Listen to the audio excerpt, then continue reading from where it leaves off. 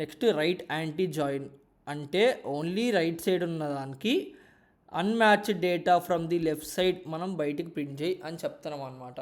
అంటే return rows from right side that has no matching from the left side.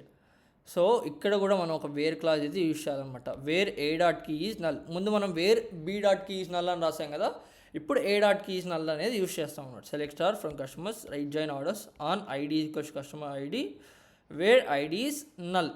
ఇదేం చేస్తుంది, gives orders that has no match with customers. అంటే ఇప్పుడు only orders పెట్టిన కస్టమర్స్ని మాత్రమే బయటికి ప్రింట్ చేస్తుంది అనమాట. ఆర్డర్స్ పెట్టని కస్టమర్స్ని ప్రింట్ చేయదు. అప్పుడు కస్టమర్స్ టేబుల్లో లేని వాళ్ళని ప్లస్ ఆర్డర్స్ పెట్టని వాళ్ళని కాకుండా ఆర్డర్స్ పెట్టి కస్టమర్స్ టేబుల్లో లేని వాళ్ళని మాత్రమే బయటికి ప్రింట్ చేస్తుంది ఈ కేసులో. సో అట్లా రైట్ జాయిన్ అయితే పనిచేస్తుంది అనమాట.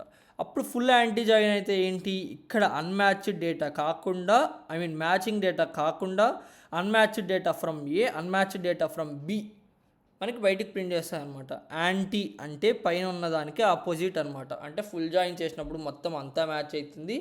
ఫుల్ యాంటీ జాయిన్ చేసినప్పుడు మాత్రం మనకి ఈ మిడిల్లో ఉన్న మ్యాచింగ్ డేటా కాకుండా మిగతాది కావాలి. So return only unmatching rows from both sides. అప్పుడు మనం ఏం రాయాలి, where A dot key is null and B dot key is null, లేదా ఆర్ కూడా పెట్టచ్చు.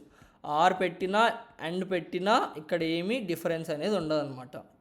ఇది మనం పైన చూసాం కదా లాజికల్ ఆపరేటర్స్, అవే ఇవన్నమాట. So select star from customers full join orders on ID is equals to customer ID where ID is null or లేదా and customer ID is null. అంటే gives orders without customers or customers without orders.